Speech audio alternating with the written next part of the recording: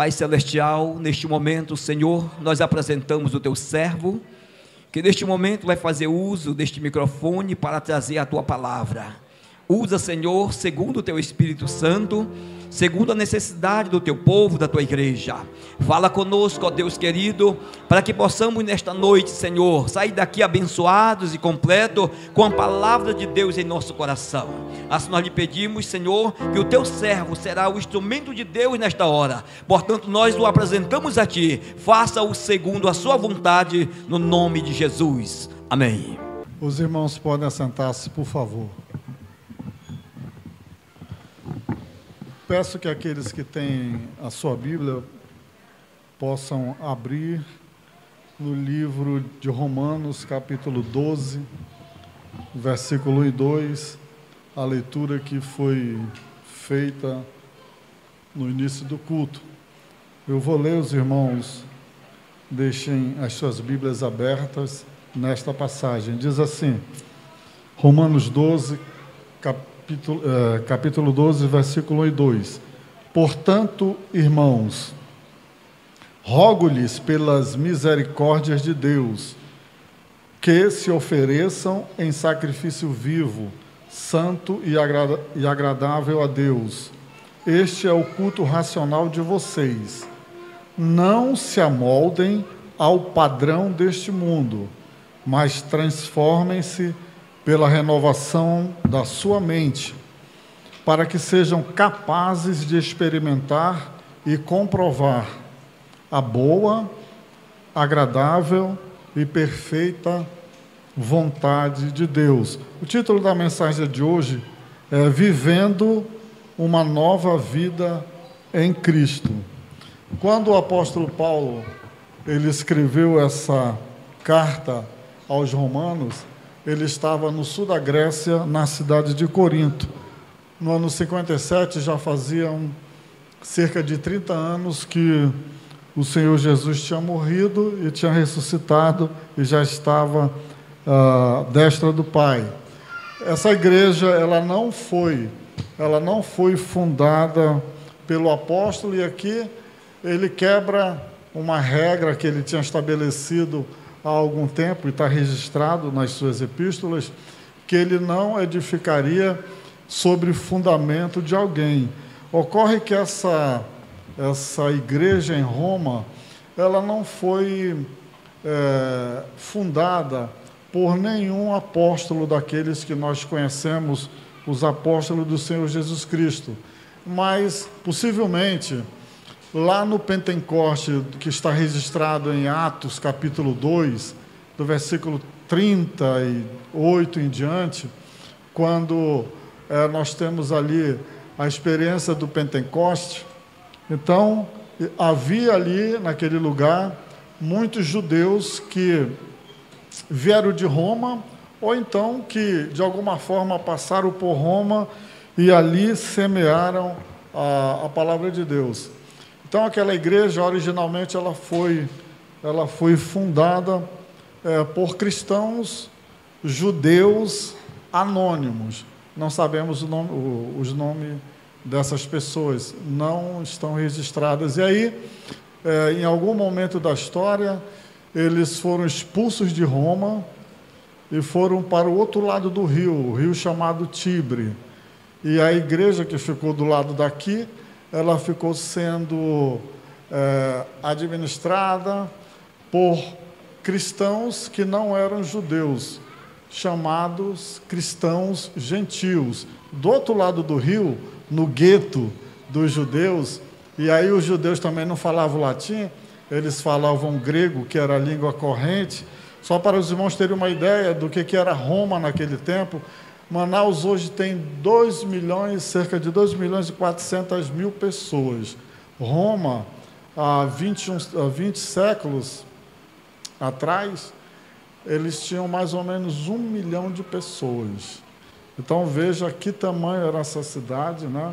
Era a capital do maior império que eu acho que já existiu na Terra, era o Império Romano, e a igreja, ela estava inserida naquela cultura. E aí, quando o imperador que decretou que os judeus fossem expulsos de Roma, quando ele morreu, depois de 5 anos, aqueles cristãos judeus que moravam do outro lado do rio voltaram para a cidade, e aí eles encontram duas correntes, tem os cristãos judeus e os cristãos gentios. E a forma deles adorarem a Deus era um pouco diferente uma do outra, né? E aí a igreja está passando por uma espécie de tensão. E é aí que Paulo entra escrevendo. Então, Paulo, do capítulo 1 de Romanos até o capítulo 11, ele expõe o Evangelho. Ele diz como é que o Evangelho deve ser. E do capítulo 12, onde nós estamos lendo aqui, vamos ter a nossa mensagem, ele começa a propor a reconciliação entre aqueles dois grupos de irmãos, né? Então, é o que nós vamos ver, e ele tenta dizer para eles que, apesar de ambas as correntes estarem de boa vontade, sinceridade, de coração, tentando servir a Deus da melhor forma possível, ele diz que existe um caminho correto a seguir. Então, é isso que nós vamos perceber, que a partir do capítulo 12, então, do capítulo 1 ao capítulo 11 era doutrina, do capítulo 12 é coisa prática, como é que um cristão deve viver, como é que um cristão deve se comportar no meio da sociedade. Só lembrando que a visão de mundo daquele tempo era dominada pelo pensamento grego, mas predominantemente também pelo pensamento romano. Então a igreja está inserida naquele mundo. E como é que ela deve agir? Como é que ela deve pensar? O que deve motivá-la? Será que ela deve ser levada pelo que o mundo faz? E aí que Paulo entra dizendo, olha, a vida diária de vocês, ela deve ser um pouco diferente do que está aí fora. Então, quando entendemos tudo que Deus é e tudo que fez por nós, nossa resposta deve ser uma vida dedicada a Ele. Se espera que um cristão deva comportar-se bem com outros cristãos, com seus irmãos e também com os seus inimigos. Paulo lida com o relacionamento do cristão com o Estado e com as leis onde os cristãos estão vivendo. Ele escreve sobre as responsabilidades do cristão. Um cristão tem uma responsabilidade para com as pessoas cuja fé é fraca, né? Então, aqui no versículo 1, ele fala que uma das coisas que nós precisamos ter para vivermos uma vida nova com Cristo é termos um culto racional.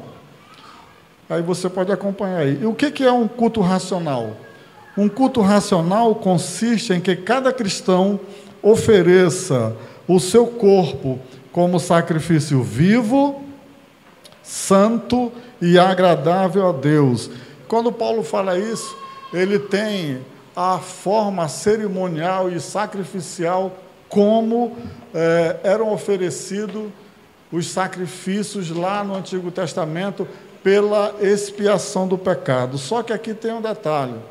Lá no Antigo Testamento, o povo levava os animais ou os vegetais, ou o que ele poderia levar para o sumo sacerdote oferecer o sacrifício. Aqui, na visão de Paulo, na visão cristã, e conforme os ensinamentos do próprio Senhor, cada cristão, ele não precisa de nenhum sumo sacerdote. Ele não precisa de um pastor, ele não precisa de um padre, ele não precisa de um rabino, ele não precisa de ninguém. Nós podemos, diante de Deus, nós mesmos somos o sacerdote do nosso corpo. Nós somos o altar de Deus. O altar de Deus não é isso aqui onde eu estou, nem isso aqui lá embaixo. A palavra diz que nós somos o altar. Então, vejam só como isso é lindo. ao mesmo tempo em que eu sou o meu pastor, eu sou o sacerdote da minha vida, eu ofereço o sacrifício em cima do altar, que sou eu mesmo, e a oferta é eu mesmo, a minha própria vida. Então, são 4 em 1. É isso que Paulo está dizendo. E olha, vocês não estão levando coisa morta, sacrificada. Esse sacrifício é vivo. Esse sacrifício é o dia a dia de vocês, é o comportamento de vocês. Andem e se percebam como se você tivesse a cada minuto se oferecendo em sacrifício ao Senhor. Então, a partir dessa lógica, desse entendimento, se eu mesmo ofereço a minha vida ao Senhor, né, então todo o meu corpo ele deve estar em obediência a Deus. Todo o meu corpo deve agradar a Deus. Então ele vai usar os meus pés e os seus para irem aonde quer que Deus mandar.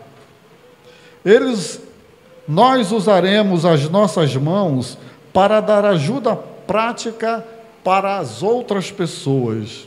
E com os nossos ouvidos, nós vamos ouvir os problemas das outras pessoas. E com a nossa boca, nós falaremos para incentivar outras pessoas e lhes contar sobre as boas novas do Senhor Jesus Cristo. O uso correto do corpo será como sacrifício perfeito que agradou a Deus. Mas aqui a gente precisa também entender o que é culto. Culto significa adoração, veneração e dedicação. E quando ele diz que nós devemos oferecer o nosso corpo, o nosso culto de uma forma racional, e racional aqui se refere à razão, à nossa capacidade de raciocinar, isso representa que nossa mente, nossos pensamentos e nossa vontade, todas elas devem estar voltadas para adorar a Deus. Por isso, o culto racional significa adoração que vem de nossa vontade e do nosso entendimento. Em outras palavras, é o nosso serviço a Deus. É aquilo que nós fazemos para adorar o Senhor. O culto racional é a adoração sincera a Deus, oferecida de boa vontade e não sob forma de algum constrangimento. Quando obedecemos a Deus de coração, oferecemos um culto racional a Ele. Não devemos obedecer só por obedecer, sem entendimento e sem vontade. Então aqui, algumas pessoas dizem que o cristão, ele não tem entendimento do que faz, mas eu acho que uma linguagem mais clara do que essa não pode existir. Tem que ser um culto racional. Então, há vários tipos de adoração: louvar, agradecer a Deus, lembrando como Ele é bom e de tudo que Ele fez por nós.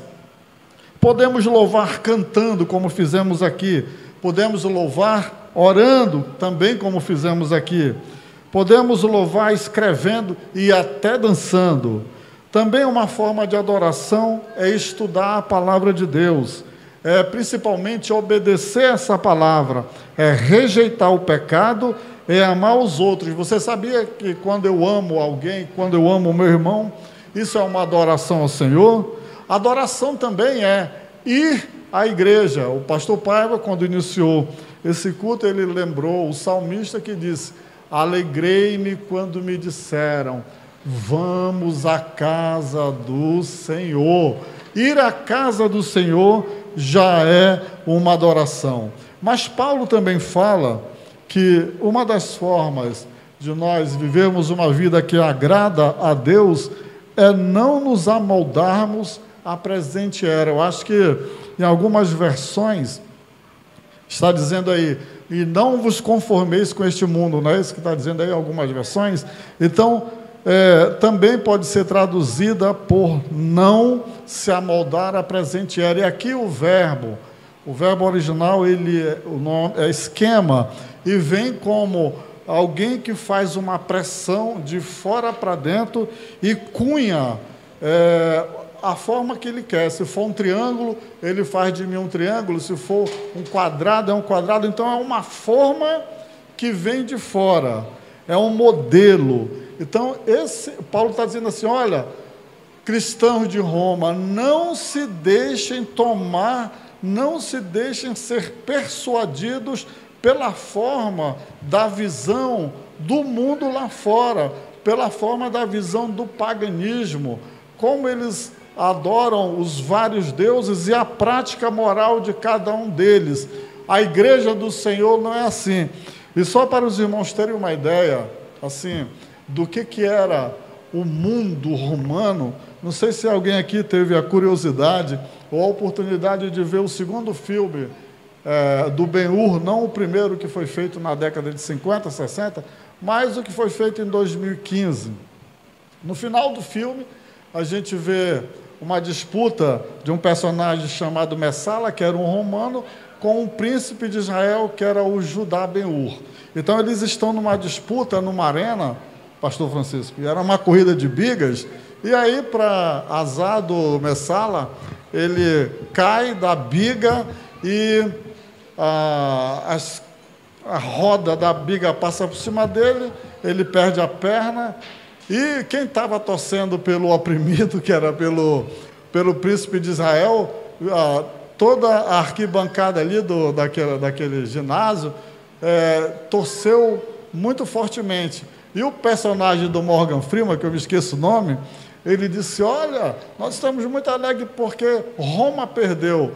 E aí aquele tribuno disse, Roma perdeu? Não, vocês se tornaram romanos, olha como vocês gritam e exaltam os jogos romanos. Então, vocês percebem aí a forma, a mentalidade do que corria lá fora tinha transposto a cultura do povo judeu e agora eles são romanos. Então, o que Paulo está dizendo para a igreja de Roma, não se tornem pagãos. De lá, vocês já saíram. Esse é o entendimento. Não permita que a mente de vocês tenha uma outra forma que não seja a forma da mente de Cristo. Em outras palavras, Paulo estava dizendo para aquela igreja que os cristãos de Roma, eles tinham que ter a mente de Cristo. E só quem tem a mente de Cristo, aí quem tem a mente de Cristo, ele vai pensar como Cristo, ele vai sentir como Cristo e ele não vai sucumbir às pressões de fora. O pastor John Stott dizia o seguinte, que necessitamos de modelos para copiar, que o homem é um imitador nato, mas no final das contas, só existem dois modelos, o modelo deste mundo, que um dia vai passar, e o modelo da vontade de Deus, que é boa, agradável e perfeita. Paulo indica uma mudança completa e profunda que deve haver na mente do cristão, uma transformação de dentro para fora, do pior para o melhor, porque antes nós vivíamos segundo o padrão do mundo, mas agora podemos prosseguir transformando-se pela renovação do nosso entendimento. Um outro pastor diz assim, o que Paulo quer dizer neste versículo é que não devemos permitir que o mundo nos esprema para dentro do seu próprio molde. Então a igreja vive numa tensão. O mundo quer nos exprimir, quer nos pressionar, mas diante da palavra de Deus e com a mente de Cristo, há uma resistência de dentro para fora, de expulsar esses valores. E um outro pastor também, do século passado, disse que o mundo deseja mudar a nossa mente, exercendo pressão externa, mas o Espírito Santo transforma a nossa mente, liberando poder interior. Então, irmãos, essa exortação de Paulo, que era urgente para os cristãos naquela época de Roma, ela também é muito atual para nós. Diante de tudo isso, cada um de nós devemos fazer as seguintes perguntas: estou sendo pressionado e moldado dia após dia à semelhança de Cristo? Ou estou sendo moldado pela forma do mundo? Estou rejeitando todo tipo de comportamento que é contrário à vontade de Deus? Ou estou deslumbrado pelos valores pecaminosos e transitórios deste mundo? Tenho compreendido a severidade da ameaça mundana que me cerca, que nos cerca? Tenho me lembrado que o mundo jaz no maligno? Ou será que tenho tomado o modelo do mundo como molde para a minha própria vida e me esquecido que a má companhia corrompe o bom caráter? As palavras que saem da minha boca, os livros que leio, as músicas que escuto e reproduzo, e os relacionamentos que construam, revelam que sou alguém cuja vida está diariamente sendo transformada mediante a renovação de uma mente alinhada à vontade de Deus? Ou essas coisas apenas revelam que eu sou só mais um que entrou no esquema do mundo, no sentido de esquema, é a pressão que vem do mundo para dentro. Terceira coisa que Paulo nos explica, e aí está no versículo 2, é a questão da renovação do entendimento.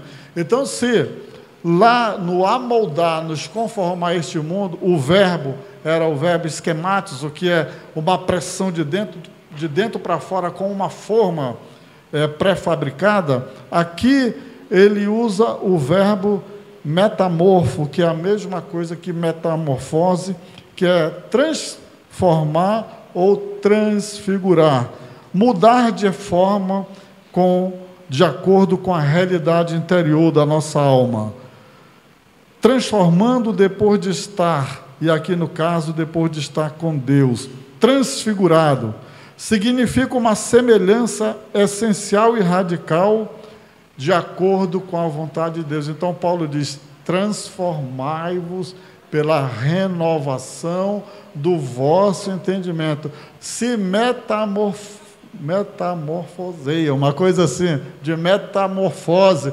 Agora vocês têm a mente de Cristo. Então deixe essa mente de Cristo transformar o interior de vocês. A renovação do entendimento, ela transforma o nosso estilo de vida. O versículo 2: os cristãos também devem mudar a maneira como pensam. Então, se agora eu não tenho, só são dois pensamentos, o pensamento do mundo e agora o pensamento segundo a mente de Cristo. Então, se eu tenho a mente de Cristo, a palavra aqui, eu vou pensar de acordo com Cristo. Então, aqui essa palavra mudança ou metamorfose é a mesma palavra que está registrada em Marcos capítulo 9, versículo 2, quando o Senhor Jesus, ele transfigurou-se para João, para Pedro e para Tiago. A palavra que é usada ali é metamorfose.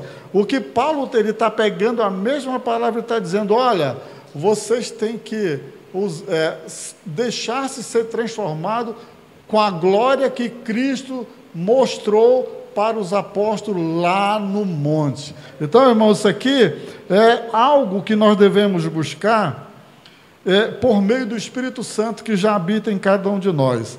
É fácil para as pessoas copiarem o que as outras pessoas fazem, mas os cristãos não devem copiar tudo o que as pessoas do mundo fazem.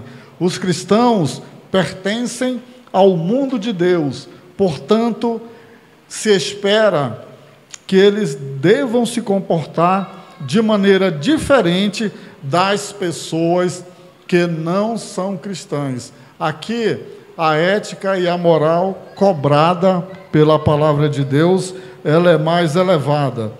O que os cristãos pensam afetará o que eles fazem. Os cristãos vão pensar de maneira diferente sobre o uso do dinheiro. Os cristãos vão se lembrar que o dinheiro pertence a Deus. Então eles tentarão não desperdiçá-los ou usá-lo de forma egoísta. Eles farão escolhas cuidadosas sobre o que leem. Eles selecionarão cuidadosamente o que assistirão na televisão. O Espírito Santo guiará os cristãos enquanto eles tentam agradar a Deus. Vejam só, irmãos, enquanto nós tentamos agradar a Deus, Deus nos guia. Eles vão querer obedecer a Deus para que eles possam refletir a glória do Senhor. Então eles continuarão a mudar e a ser como Jesus é. Então, a cada vez que nós buscamos agradar mais a Deus, mais o Senhor fala conosco e mais nós caminhamos na direção dele. Em Lamentações de Jeremias, capítulo 3, versículo 21 e 24, o profeta diz assim: já que o que nós pensamos se reflete no que nós fazemos, Jeremias diz o seguinte: quero trazer à memória o que pode me dar esperança. Então, se eu fico pensando coisas que me deprimem, eu vou ficar deprimido, eu vou entrar em depressão. O profeta sacou isso, porque quando o profeta falou isso, a cidade de Jerusalém estava destruída, as muralhas jogadas abaixo, queimadas e o templo destruído. Então, ele estava, e o povo levado cativo, só ficou ali o pobre da terra. Ele olhando aquela desolação, ele tinha duas coisas a fazer: ou ele sentava e chorava, ou então ele se socorria em Deus. E ele disse: eu só quero trazer à memória o que pode me dar esperança. Então, quem tem a mente de Cristo não vai ficar pensando o que não deve para entrar numa depressão, para entrar num caminho errado, pensar coisas malignas, coisas depressivas que vão prejudicar a sua própria vida. E ele complementa: as misericórdias do Senhor são a causa de não sermos consumidos. Está ruim a coisa, mas se lembre que Deus é misericordioso e que Ele vem ao nosso socorro, porque as suas misericórdias não têm fim, elas se renovam a cada manhã. Grande é a tua fidelidade, a minha porção é o Senhor, diz a minha alma, portanto esperarei nele. Ele sabia que Deus tinha permitido que o seu país fosse destruído, não porque Deus era mau, mas porque foi uma consequência do próprio pecado do povo. Apesar de há mais de um século Deus está enviando profetas continuamente e eles não deram ouvido. Chegou a conta, chegou a fatura, a cidade foi destruída. Mas o profeta disse: a minha alma espera no Senhor, e é por causa da sua misericórdia que, apesar da cidade estar destruída, mas eu estou vivo.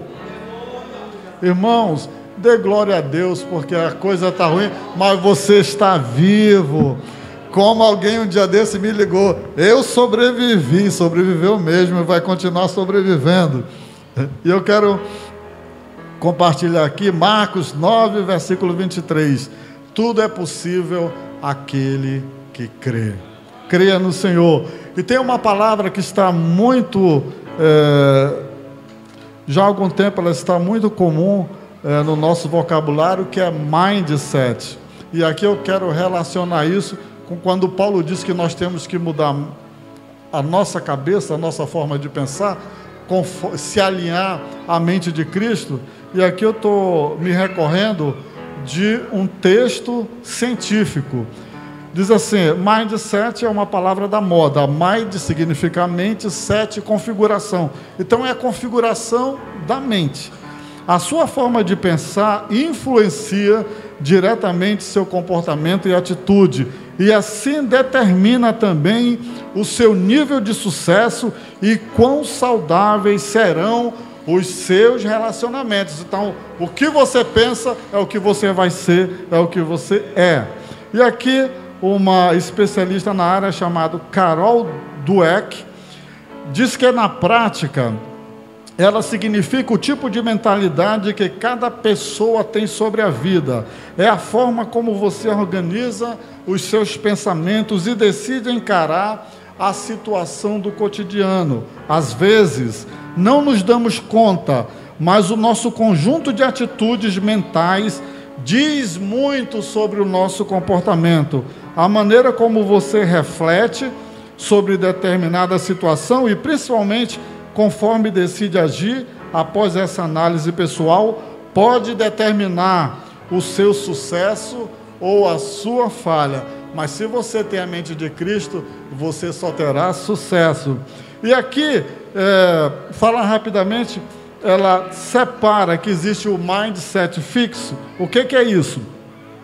O primeiro grande grupo é formado por aqueles que possuem uma atividade mental fixa, que designa as pessoas resignadas, que aceitam as condições que lhes são impostas. Normalmente, é um perfil composto por pessoas inseguras, que duvidam frequentemente de suas capacidades. Por falar em capacidades, esse grupo também tende a acreditar que não pode desenvolver novos conhecimentos, habilidades e saberes. Se algo nasceu comigo, como é que eu vou desenvolver? Eles pensam dessa forma. Todas essas características levam seus membros a uma estagnação muito grande, pois eles veem cada obstáculo como uma barreira intransponível. Muitas vezes essa dificuldade nem são tão grandes assim, mas o superdimensionamento dos problemas também é algo que define o mindset fixo. Isso, em outras palavras, é como aquele cristão que olha o problema maior do que Deus, diminui Deus e aumenta o problema. Irmãos, se nós tivermos a mente de Cristo, a tempestade vem, mas nós estaremos tranquilos, porque o Senhor está conosco. Basta nós nos lembrarmos da palavra do Senhor Jesus: eu estarei convosco todos os dias, até a consumação do século. Mas existe também o mindset de crescimento. Já o outro grande grupo é caracterizado por uma mentalidade de crescimento, também chamada de mindset progressivo. Os integrantes dessa outra divisão não só acreditam em suas habilidades, como também sabem que podem desenvolver outros talentos, desde que se dediquem a isso. O otimismo é uma das principais qualidades, além da crença na transformação. Isso faz um eco do que eu li ainda agora do profeta Jeremias. Só quero trazer à memória aquilo que me pode trazer esperança. Nenhuma situação é tão boa que não possa melhorar. E não estou feliz com a minha situação atual. Vou lutar para mudá-la. São alguns dos pensamentos comuns ao mindset do crescimento. E aí tem a persistência. Também pode ser definida como uma aptidão forte. O fato de tentar, nunca desistir, e mais do que isso, aprender com cada um desses erros, a transforma em sua maior virtude. É surpreendente como a forma de pensarmos a vida pode impactar diretamente em nossas atitudes e em quem nós somos. Não sei se a gente sempre ouve histórias de pessoas que persistiram, e pessoas que diziam: não vai dar certo, parar com isso. E a pessoa resistiu, persistiu e venceu. Inclusive, conta uma lenda, eu não sei se eu vou reproduzi-la com fidelidade, mas diz que tinha um certo corredor que tinha uma corrida proposta para ele. E aí tinha muitos obstáculos, tinha um perigo, o pessoal gritando: cuidado, não continua, porque se tu for por aí, o pessoal estava realmente preocupado com ele. Tu vais morrer, tem um perigo logo lá na esquina. E ele não ouvia, ele ia direto. Aí o pessoal, quando ele ganhou a corrida e a medalha, foram perguntar a ele, né, mas ele, por que ele não tinha dado ouvido àquelas pessoas. Aí, com mímica, ele dizia que ele era surdo, por isso que ele não ouviu nada, ele continuou na frente. Aqui, resumindo esse pensamento, às vezes, irmãos, nós temos que nós precisamos ficar cego, surdo e mudo para o que o mundo fala e prosseguirmos no caminho do Senhor, que é o caminho da vitória. Se você tem um projeto, não se deixe abalar pelo fracasso. Tente de novo, e tente de novo, e tente de novo, porque uma hora vai sair água desse poço. E para concluir, experimentar a boa, agradável e perfeita vontade de Deus. Somente uma mente renovada, que resulta em uma vida profundamente transformada dia após dia, pode experimentar a boa e perfeita vontade de Deus. Neste texto, Paulo não se propõe a explicar exatamente como essa renovação que traz transformação ocorre. Ele não diz o como.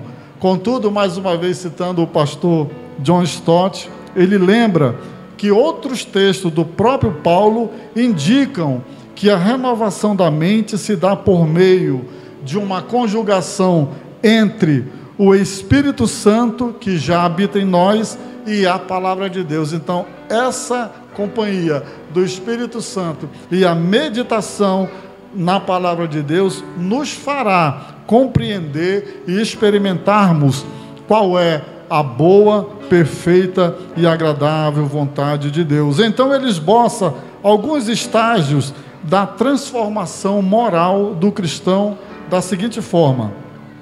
Primeiro, a nossa mente é renovada pela palavra de Deus e pelo Espírito de Deus. Se eu não ler a palavra, vai ficar difícil eu saber qual é a vontade de Deus para mim. Depois, nós nos tornamos aptos para discernir e desejar a vontade de Deus, e então vamos sendo progressivamente mais transformados. Então, se eu e você, quando entregamos a vida ao Senhor, o Espírito de Deus já habita em nós, nós precisamos da segunda parte, que é aprender com a palavra escrita que esse próprio autor, que é o Espírito Santo, ele inspirou aqueles homens que escreveram a palavra. Então, eu vou aprender com o autor da Bíblia, que é o Espírito Santo, que já habita em nós. É através dessa renovação santificadora, com base na ação do Espírito Santo, que também inclui a iluminação quanto à orientação das Escrituras. É que a iluminação é quando eu leio a palavra de Deus, os holofotes do Senhor, as lâmpadas de Deus, elas iluminam aquele texto e de alguma forma eu compreendo o que o Espírito Santo quer me dizer naquele momento, e aquilo enche a minha alma e dá direcionamento para a minha vida. Assim, a transformação que tem lugar na vida do cristão é caracterizada pelo seu relacionamento com Deus e consigo mesmo, e com os irmãos da fé, com seus inimigos, com as autoridades e com os mais fracos. Então, há uma forma correta de nós agirmos segundo a palavra de Deus. E a pergunta que eu faço para a igreja nessa noite: nós estamos vivendo uma nova vida segundo a mente de Cristo? Pense nisso, que Deus abençoe a cada um de vocês.